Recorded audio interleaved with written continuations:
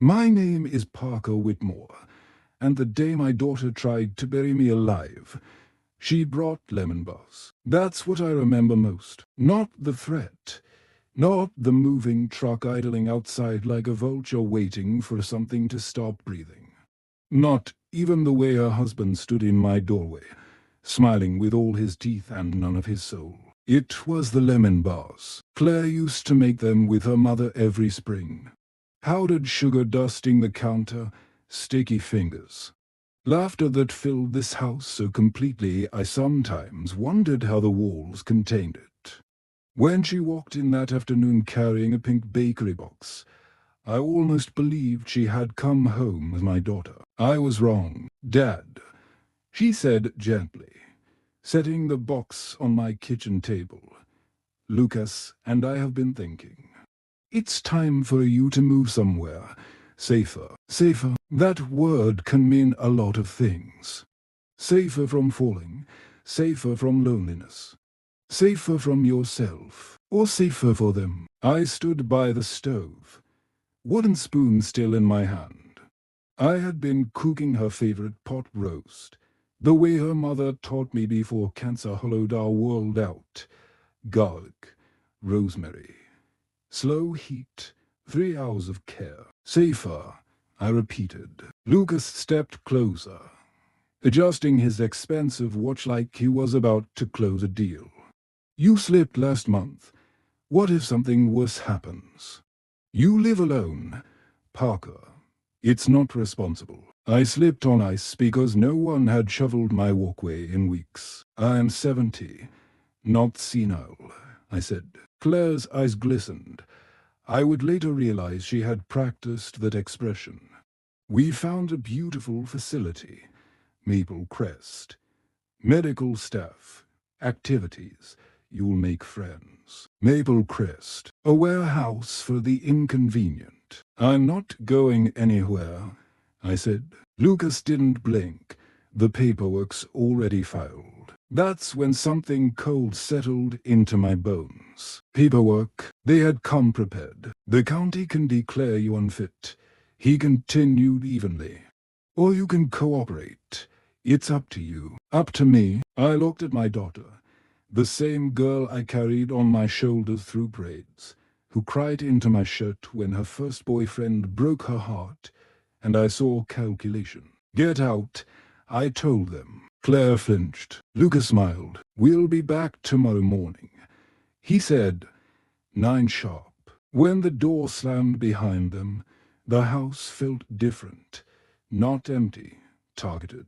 That night, I didn't sleep. I sat in my recliner with a baseball bat across my lap like some war veteran guarding his last post. At 9 a.m., they returned with a moving truck.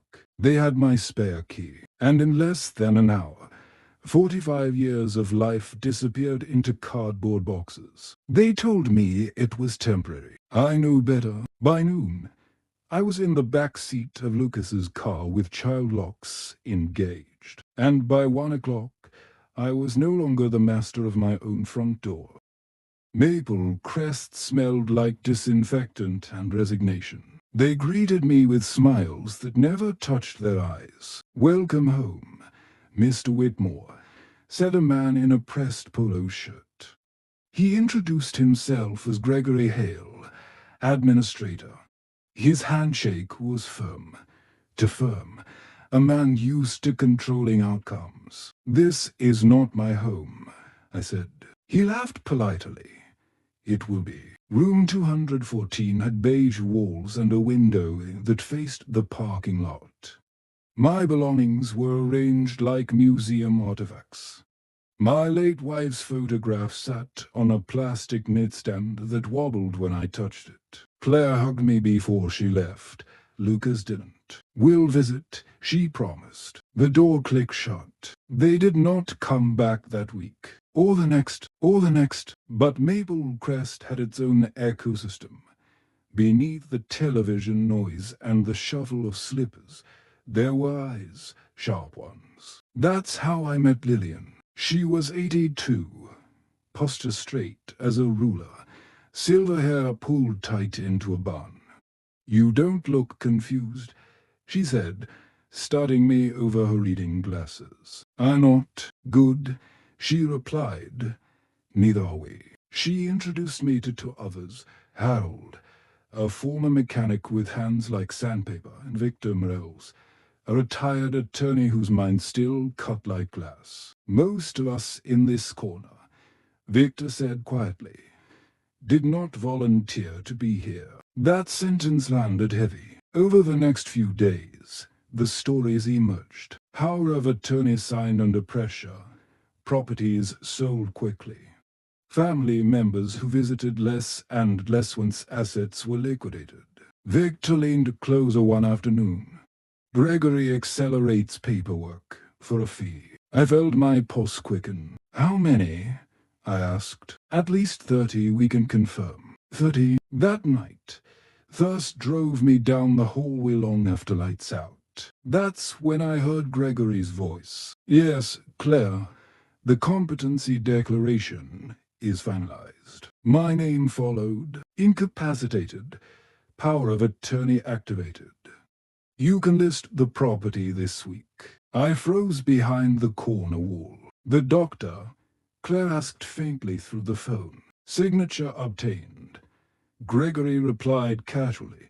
"Standard procedure." "Standard procedure. I'll transfer the additional 3,000 tomorrow," Claire said.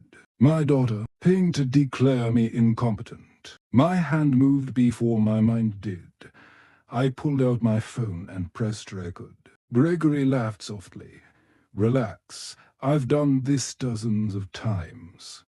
Once the house is under contract, there's nothing he can do. Nothing he can do." They underestimated two things: my hearing and my patience.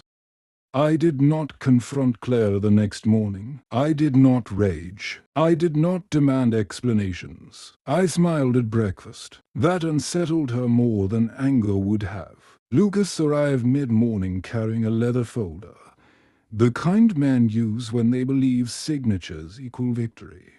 "We've made progress," he said, like this was a business merger and not a dismantling of my life. Inside that folder were transfer documents, sale agreements, power of attorney confirmation stamped with a doctor's name I had never met. I adjusted my glasses slowly.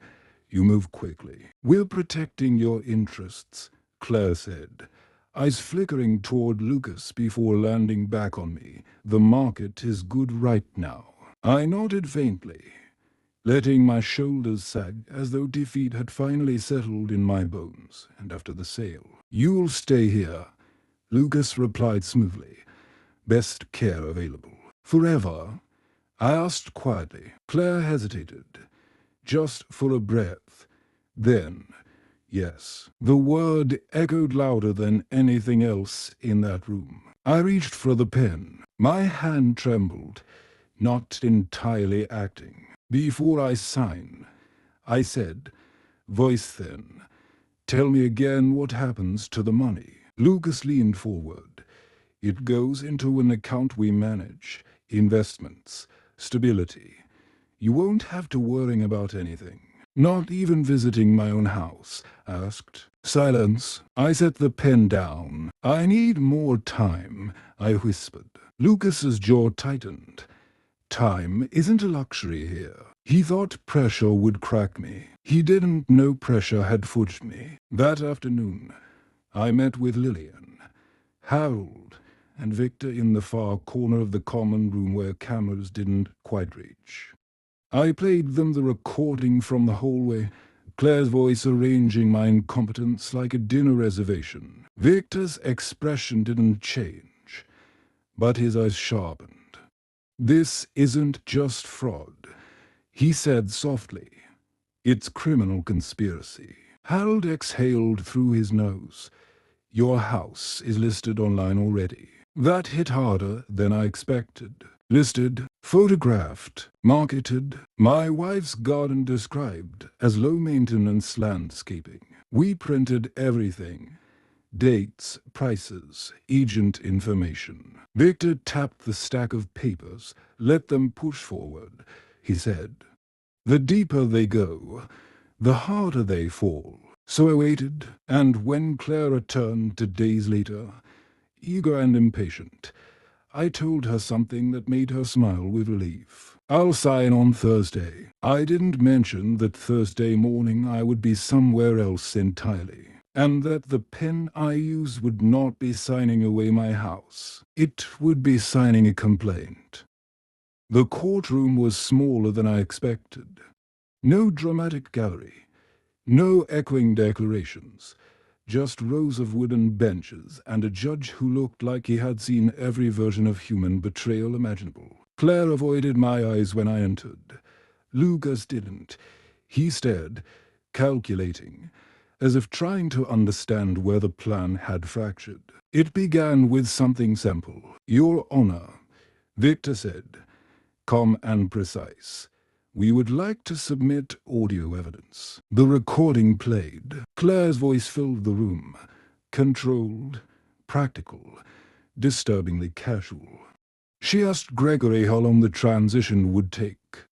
Gregory responded with confidence, explaining the expedited competency declaration and how the house listing would go live before any objections could surface. No one coughed. No one shifted. Lucas leaned toward his attorney, whispering rapidly. Claire's posture stiffened, her composure thinning with every word that echoed off those walls. Next came the falsified medical evaluation.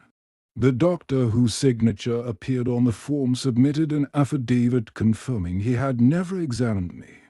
The timestamp on the real estate listing was projected on a screen, posted while I was still legally sound and contesting my confinement. This was not concern for a vulnerable parent. Victor said evenly, this was orchestration. When I was called to speak, I stood carefully, letting the room see me clearly. "I served 32 years in uniform," I said. "I managed teams, budgets, and complex operations. I am capable of managing my own home." My voice didn't shake. I was not confused. I was inconvenient. Claire's breath hitched. Lucas looked down at the table. Then came the final document. My will, executed months before Maple Crest. Notarized, recorded, undeniable. Every asset directed to the Horizon Veterans Recovery Fund. Claire's name present only in one line. Intentionally excluded. Lucas's whisper carried farther than he intended. "There's nothing left. Nothing for you," Victor replied. The judge reviewed the filings for what felt like an hour but was likely minutes. When she spoke, her tone was steady. Temporary guardianship revoked, property sale halted. Criminal charges for fraud, conspiracy, and elder exploitation formally entered into record. The gavel struck once. As deputies approached, Claire finally looked at me. There was no fury there, just disbelief, as if she had never considered that I might anticipate her move. They had treated me like a piece on a board. They forgot I still knew how to play. The front door opened with a familiar creak, a sound I had once promised to fix and never did. Standing in the entryway, I felt something settle inside me. Not triumph, but restoration. The air carried the faint scent of old wood and closed windows. Dust lingered in corners. The garden outside needed tending, yet nothing felt lost. It felt paused. The fraudulent listing disappeared within hours of the court order. Gregory was arrested, and investigations into Maple Crest expanded beyond my case. Other families began asking questions.